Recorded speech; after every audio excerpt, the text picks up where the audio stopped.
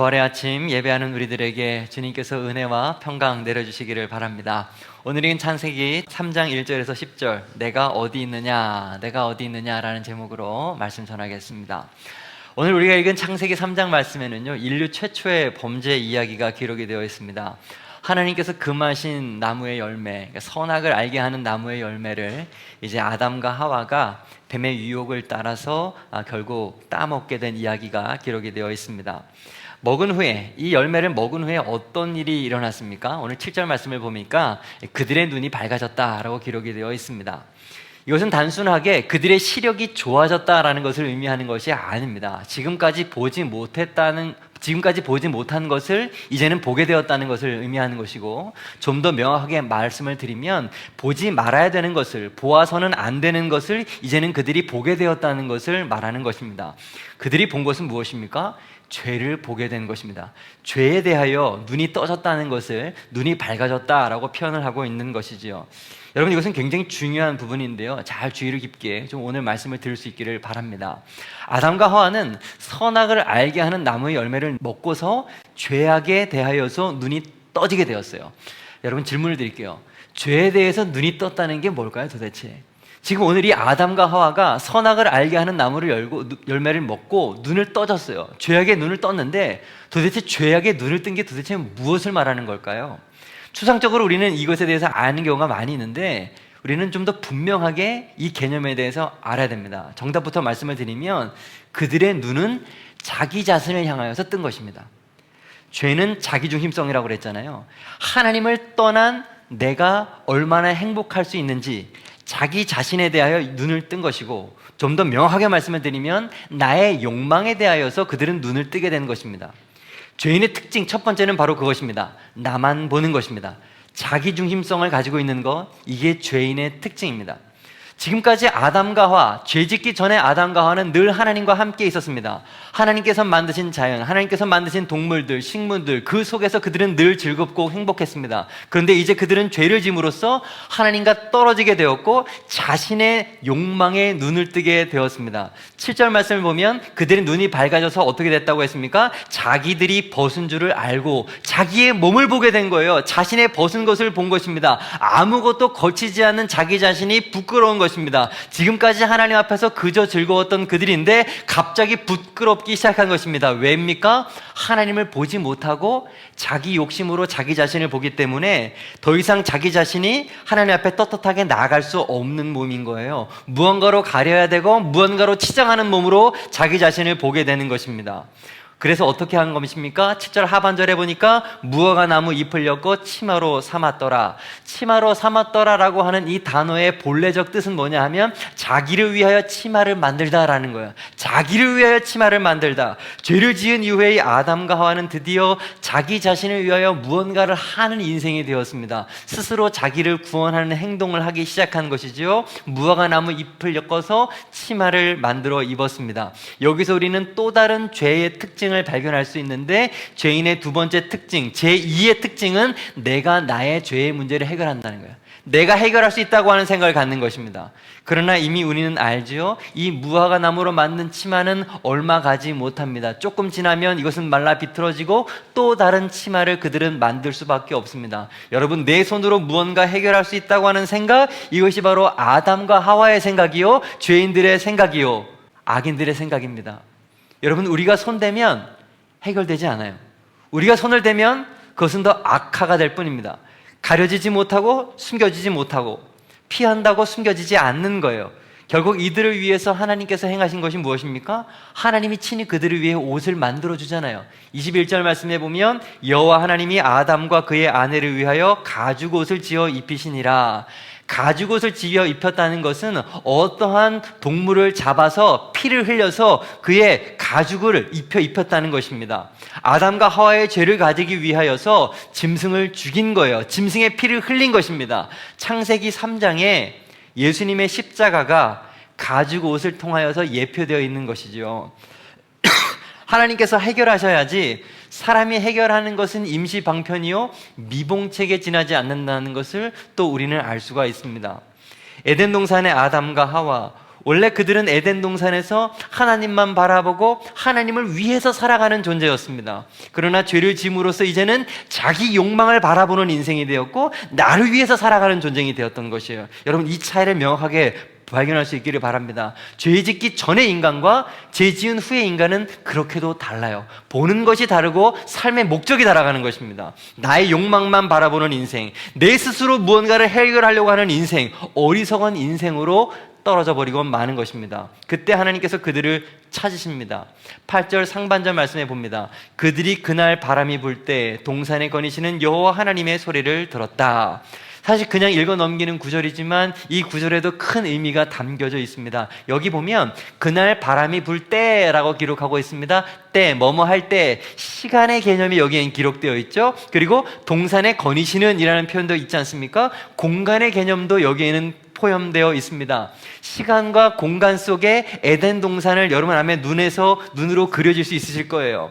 원래 하나님은요, 시간에 갇혀 계신 분이 아니시죠. 원래 하나님은 공간의 제약을 받는 분도 아니십니다. 그저 우리의 육을 가진 피조물을 위해서 하나님은 시간이라는 것을 만들었고 공간을 만드셨어요. 그런데 지금 하나님께서 시간의 벽을 뚫고 들어오셔서, 공간의 제약을 뚫고 들어오셔서 에덴 동산에 죄된 아담과 하와 곁으로 하나님께서 친히 찾아오셨습니다. 그 크고 높으신 창조주 하나님께서 이 연약하고 작은 인간을 위하여 죄인을 만나기 위해서 세상 안으로 들어오십니다. 성육신의 신비는 이렇게 창세기 3장에서도 드러나 있는 것이죠. 그 하나님은 사랑이시라는 거예요. 사랑이시기 때문에 모든 것을 초월하신 하나님께서 시간과 공간의 벽을 뚫고 우리 안으로 들어오시는 것입니다. 여러분, 우리 인간은 하나님을 배신하고 떠나지만 하나님은 배신하지 않으세요. 하나님은 우리를 먼저 떠나지 않으십니다. 인간은 밥 먹듯이 불순종하고 밥 먹듯 죄를 짓지만 하나님은 신실하시고 언제나 그런 죄인을 향하여 찾아오시는 사랑의 하나님이신 것이에요. 죄를 지은 인간, 그런데 더 이상 그 찾아오신 하나님께 가까이 나아갈 수가 없어요. 오늘 8절 하반절을 보십시오. 아담과 그의 아내가 여호와 하나님의 낯을 피하여 동산나무 사이에 숨은지라. 피하고 숨었어요. 여러분, 피하고 숨는 것은 무언가 문제가 있다는 것을 말합니다. 남편이 아내를 보고 피하고 숨으면 뭔가 문제가 있는 거예요. 자식이 부모를 보면서 피하고 숨으면 뭔가 문제가 있는 것입니다. 학생이 선생님을 보고 피하고 숨으면 문제가 있는 것입니다. 하나님을 피하는 아담과 하와는 문제가 있는 것입니다. 죄를 지었기 때문에 피하고 숨고 감추는 것입니다. 하나님이 두려워서 숨는 거죠. 사실 누구나 자기 자신을 드러내는 것에 대해서 약간의 두려움은 다 가지고 있습니다. 얼마 전 우리가 말씀에서 본 우물가에 있던 사마리아 여인, 그 여인처럼 누구나 사람을 피하고 싶은 마음이 누군가 다 있어요. 요즘 성도들이 가만히 보면은요, 속회에 포함되거나 선교회 안에 들어가는 거, 이거를 굉장히 싫어합니다. 왜 그럴까요? 속회 안에 들어가고 여선교회 안에, 남선교회 안에 들어가면 거기에서 교제를 하게 되고 어쩔 수 없이 자기 자신이 드러나기 때문에 싫어하는 거예요. 정체를 드러내고 싶지 않은 것이죠. 들어가서도 자신을 적당히 드러내기를 원하는 것입니다. 요즘 신방도 굉장히 어렵습니다. 집을 오픈하지 않아요. 사는 모습을 보여주고 싶지 않은 것이죠. 사실 저도 마찬가지예요. 예전 어른 목사님들의 이야기를 들어보면 어느 날 갑자기 성도님 집 앞에 들어가서 문 막 두드리고 들어가서 밥 달라고 그러고 신방하라고 그러고 막 그런데요, 요즘은 도무지 생각할 수 없는 그런 일이죠. 우리는 각자 다 비밀이 있습니다. 요즘 휴대폰 다 잠겨 있죠. 왜 잠굽니까? 감추고 싶은 거 있어서 그러는 거 아닙니까? 휴대폰 안에 우리의 모든 것이 다 들어있기 때문 아닙니까? 거기에 우리의 인간관계가 다 들어있고, 거기에 우리의 재정 상태가 다 들어있고, 과거의 모든 일이 다 들어있고, 미래의 계획도 들어있고, 현재 나의 관심이 들어가 있고, 나의 모든 것이 휴대폰 안에 다 담겨 있습니다. 이것이 드러나면 다 드러나는 거예요. 범죄자들을 잡은 후에 제일 먼저 하는 일이 무엇입니까? 휴대폰, 디지털 포렌식 복구하는 거 아닙니까? 우리는 다 죄인이에요. 그래서 다 자꾸 감추고 싶은 거예요. 죄인의 역사는 감추는 역사예요. 에덴 동산에서 아담과 하와가 죄를 지은 후에 한 일, 가리고 숨는 거, 하나님을 피하는 거, 도망가는 것이었습니다. 그런데 결국 하나님을 피할 수가 없죠. 하나님의 손바닥 아니기 때문에 그렇습니다. 하나님은 에덴 동산을 만드신 분이십니다. 이 세상 모든 곳에 무소부재, 안 계신 곳이 없으신 하나님이십니다. 모든 것을 하시고 모든 것을 보십니다. 그러므로 하나님 앞에 숨을 수 있는 곳은 아무도 없어요. 숨을 수 있는 사람은 아무도 없습니다. 시편 139편 7절 이하의 말씀.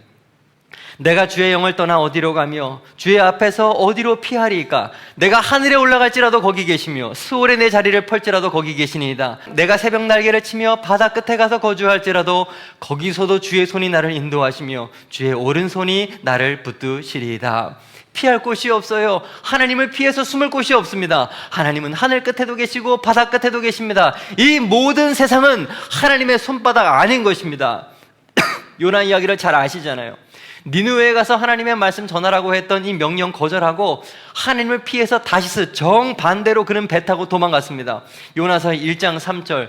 그러나 요나가 여호와의 얼굴을 피하려고 일어나 다시스로 도망하려 하여 욥바로 내려갔더니 마침 다시스로 가는 배를 만난지라. 여호와의 얼굴을 피하여 그들과 함께 다시스로 가려고 배 삭슬 주고 배에 올랐더라. 다시스로 가는 배를 타고 그 다음 말씀을 보면 배 밑에 들어가서 배 아래층으로 내려가서 숨어서 잠을 잤어요. 그러나 거기서도 하나님을 피할 수가 없었습니다. 폭풍을 만나서 배에 탄 사람들이 제비를 뽑죠. 누가 뽑힙니까? 배 밑아래에 숨어있는 요나가 뽑힌 것입니다. 재수 없어서 뽑힌 것이 아니라 핀셋으로 하나님께서는 딱 짚고 그를 뽑으신 것입니다. 너 이리 와. 하나님을 피할 수 없는 것이죠. 숨을 수가 없습니다. 감출 수가 없는 거죠.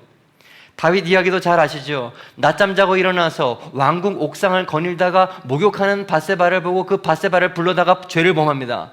얼마 동안 그 죄가 숨길 수가 있었습니다. 1년 조금 넘게는 숨길 수가 있었을지 몰라요.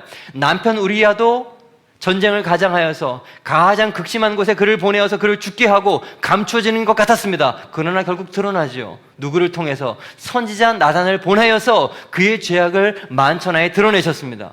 왕궁 침상 속에서 은밀하게 범했던 그의 범죄는 결국에 온 세상에 드러나고 말았습니다. 여러분, 죄인의 어리석음이 무엇인지 아십니까? 내 죄는 아무도 모른다는 생각이에요. 내 죄는 다 숨길 수 있다는 생각이에요. 죄인의 특징 제3, 내 죄는 아무도 모른다. 내 죄는 숨겨질 수 있다. 아니에요. 절대로 우리의 죄는 숨겨질 수 없습니다. 이미 죄를 짓기 전부터 그 마음을 아시는 분이 여호와 하나님이십니다. 물론 사람은 모를 수가 있죠. 사람에게는 숨겨질 수 있습니다. 그러나 하나님께서는 숨겨질 수가 없습니다. 하나님은 우리의 중심을 보기 때문이고 은밀한 것도 아시기 때문에 그렇습니다.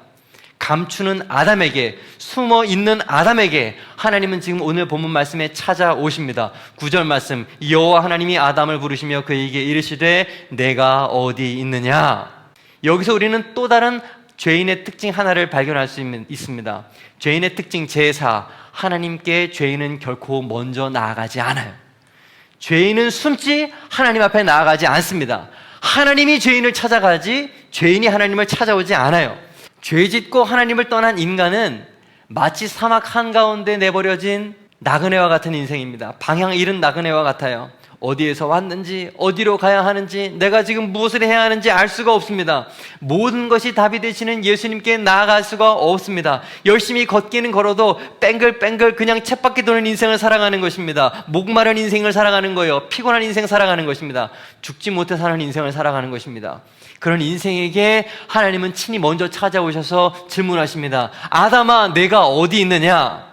이 질문은 아담이 정말 어디 있는지 궁금해서 하시는 질문이 아니에요. 이 질문은 아담, 너의 정체가 무엇이냐 질문하는 것입니다. 너 지금 거기에서 무엇하고 있느냐? 네가 무엇이냐? 너 왜 거기에 숨어 있느냐? 거기에 숨어 있는 것이 정말로 옳은 것이냐? 거기에 숨어서 행복하니? 언제까지 거기에 숨어 있을 거라고 생각하니? 내가 도대체 누구냐? 그 질문하고 계신 거예요. 사랑하는 여러분, 이 질문은 아담에게만 하는 질문이 아니라 오늘 우리들에게 하는 질문입니다. 여러분은 이 질문 앞에 뭐라고 대답을 할 수 있습니까? 제대로 된 질문을 대답을 하실 수 있으시겠습니까? 하나님께서 기뻐하시는 곳에 여러분은 서 계십니까? 하나님을 피하고 있지는 않습니까? 하나님 앞에서 숨으려고 하지는 않습니까? 행복하지 않으면서 행복한 척하고 있는 것은 아닙니까? 내가 어디 있느냐? 내가 어디 있느냐? 이 질문은 하나님께서 우리들에게 다시 한번 회복의 기회를 주기 위해 부르시는 질문이에요. 부르심입니다. 회복과 소망을 전제하는 부르심. 아담아, 내가 어디 있느냐? 내가 거기 있으면 안 되니까 다시 나에게로 돌아오라 라고 하는 의미가 거기에는 담겨져 있는 것이죠. 내가 너 잡으면 죽이겠다, 그런 의미가 거기에는 담겨져 있는 것이 아니라 내게로 돌아오면 다시 살려줄게 라고 하는 의미가 이 짧은 부르심에는 포함되어 있는 것입니다. 사탄과 하나님의 차이가 거기에 있는 것이죠. 사탄은 우리의 죄악을 드러내서 우리를 죽이지만 하나님은 우리의 죄악을 드러내서 꼬매시고 회복시키시고 고치시는 것입니다. 이것이 하나님의 특징이에요. 하나님은 그러한 죄인을 부르시고 기다리시고 살리십니다. 여러분, 만약에 하나님께서 우리의 죄악을 밝히 드러내셔서 죽이시는 하나님이시라면 진작에 우리는 모든 인생은 다 죽었을 것입니다. 그 누구도 살 수가 없어요. 구약 성경에 보면 수많은 믿음의 사람들이 나오는데 온전한 사람을 가진 사람이 있습니까? 없어요. 역사 속에 온전한 사람은 아무도 없습니다. 온전하신 하나님만 있을 뿐이에요. 우리가 얼마 전 오후 성경 공부를 하면서 사사기 공부를 했는데요, 사사기는요 위대한 사사를 드러내기 위함이 아니라고 했습니다. 반대로 사사의 연약함, 사사의 죄악됨, 사사의 부끄러움, 죄악들을 고발하는 책이었습니다. 그럼에도 불구하고 하나님은 그 연약한 사사를 들으셔서 끝까지 이스라엘을 구원하시고 회복시킨다는 것을 우리는 사사기를 통해서 배울 수가 있었습니다. 여러분, 성경에서 말하는 인간은 가능성이 있는 존재가 아니에요. 성경에서 가능성이 있고 소망이 있는 것은 오직 하나님밖에 없는 것입니다. 인간은요, 그냥 두면 알아서 죄짓고 저절로 타락하고 스스로 멸망하는 존재예요. 다시, 성경에서 말하는 인간은 그냥 두면 알아서 죄짓고 저절로 타락하고 스스로 멸망에 빠지는 존재예요. 그래서 이 세상에서 가장 불쌍한 인생이 누군지 아십니까? 하나님께서 그냥 내버려두는 인생이에요. 간섭하지 않고 그냥 내버려두는 인생입니다. 로마서 1장 24절과 28절에 그것을 이야기하죠. 하나님께서 그들을 자기 정욕대로 더러움에 내버려두사, 그들이 마음에 하나님 두기를 싫어하며 하나님께서 그들을 그 상실한 마음대로 내버려두사 합당하지 못한 일을 하게 하셨으니, 인간은 그냥 내버려두면 알아서 죄짓고 알아서 죽어요. 그래서 가장 불쌍한 인생은 하나님께서 간섭하지 않는 인생, 하나님께서 그냥 내버려두는 인생인 것입니다. 그런데 오늘 하나님 말씀을 보세요. 하나님은 죄지어서 숨어있는 아담과 하와에게 친히 찾아오셔서 그를 부르시는 거예요. 아담아, 내가 어디 있느냐? 그를 다시금 부르시고 그의 손을 붙잡기를 원하시는 하나님이십니다. 그러므로 이 부름은 회복의 부름이요, 구원의 부름이요, 사랑의 부름이요, 용서의 부름이요, 복음의 부름인 것입니다. 여러분, 하나님을 피해 숨으면 죽고 드러나면 삽니다. 도망가면 죽고 하나님 앞에 나아가면 사는 것입니다. 누가복음 15장의 탕자 이야기가 그거 아닙니까? 기다리는 아버지께 돌아왔기 때문에 산 것입니다. 성경에서 하나님은 죄인을 끝까지 따라가서 그를 구원하시는 하나님이신 거예요. 하나님은요, 죄인을 포기하지 않으십니다. 인간은 계속해서 죄를 짓고 하나님은 계속해서 따라다니시면서 그를 용서하시는 것입니다. 지금 이 자리에 계신 여러분 가운데도 하나님을 펴여 도망가고 도망가다 하나님의 손에 붙잡혀서 이 자리에 앉아 계신 분이 계실 거예요. 하나님은 포기를 모르십니다. 하나님의 사랑은 우리의 완악함보다 강하십니다. 앞에 있는 그림을 한 번쯤 다들 보셨을 것입니다. 워너 셀먼이라고 하는 미국의 화가의 그림입니다. 예수님께서 문 밖에서 두드리고 계시지요. 요한복음 3장 20절 말씀을 배경으로 그린 그림입니다. 볼지어다 내가 문 밖에 서서 두드리노니 누구든지 내 음성을 듣고 문을 열면 내가 그에게로 들어가 그와 더불어 먹고 그는 나와 더불어 먹으리라. 이 그림에서 주목해야 볼 것이 있어요. 무엇인지 아십니까? 참 많이 본 그림이잖아요. 여기서 눈여겨볼 건 뭐냐 하면 문고리가 없다라고 하는 점입니다. 이 문은 문 안에만 문고리가 있어요. 안에서 열어야 열려요. 이 문은 무엇입니까? 우리 마음의 문이에요. 마음의 문을 열 수 있는 것은 나예요. 나 자신입니다. 이 그림을 우리가 자세히 보세요. 문 앞에 풀이 있죠. 근데 꽃이 있는데 제대로 피지 못한 꽃 몇 송이가 있다는 것을 보게 될 것입니다. 그리고 자세히 보면 거기에는 가시가 가득합니다. 가지에 가시가 가득해요. 장미꽃 같아요. 뭘 보여줍니까? 다친 마음, 가시떨기가 가득한 마음을 저 그림은 우리들에게 보여주고 있는 것입니다. 예수님께서 하신 땅의 비유 가운데 하나가 기억이 나시죠? 가시떨기에 뿌려졌다는 것은 말씀을 들으나 세상의 염려와 재물의 유혹에 말씀이 막혀 결실하지 못하는 자요. 우리들의 마음이 저렇지는 않습니까? 주님은 그런 우리의 마음 밖에, 닫혀진 마음 밖에서, 가시떨기가 가득한 우리의 마음 밖에서 우리를 부르시고 우리의 문을 두드리면서 우리로 하여금 열기를 기다리시는 거예요. 아담아, 내가 어디 있느냐? 숨어 있지 말고 나와라. 더 고집부리지 말고 문 열고 나에게로 나오라.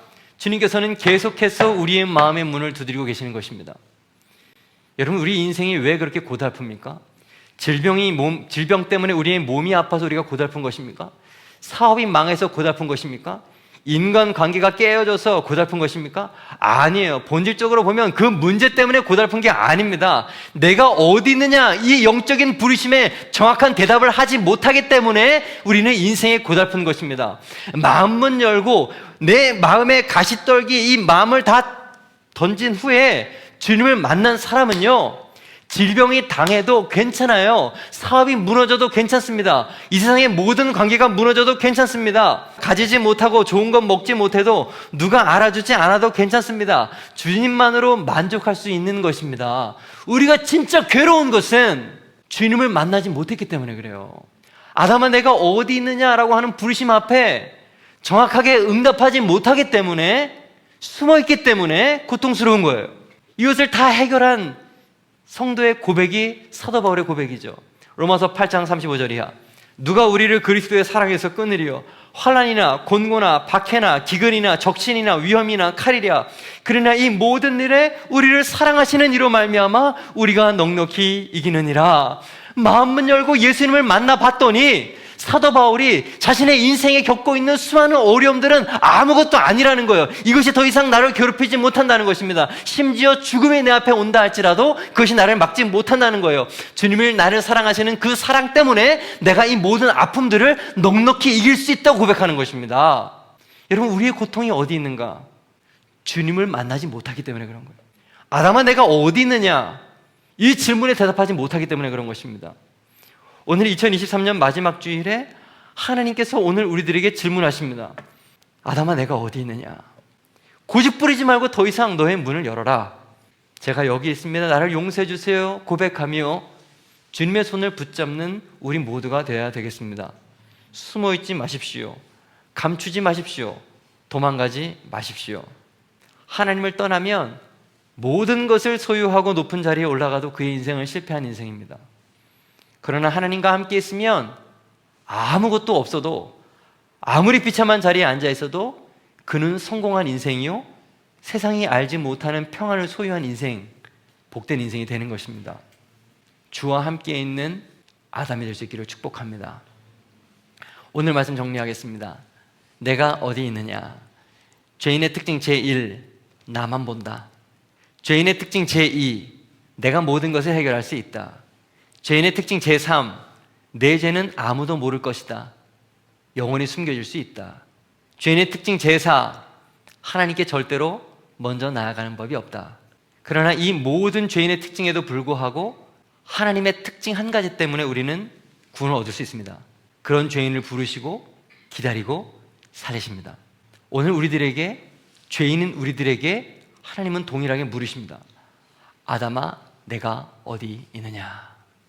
고개를 들어 주님을 바라보시고 닫힌 마음의 문을 여시고 가시떨기를 뽑아버리시고 주님 앞에 간절히 나아가 그 손 붙드는 새생명 배단의 모든 성도 될 수 있기를 주님의 이름으로 축복합니다.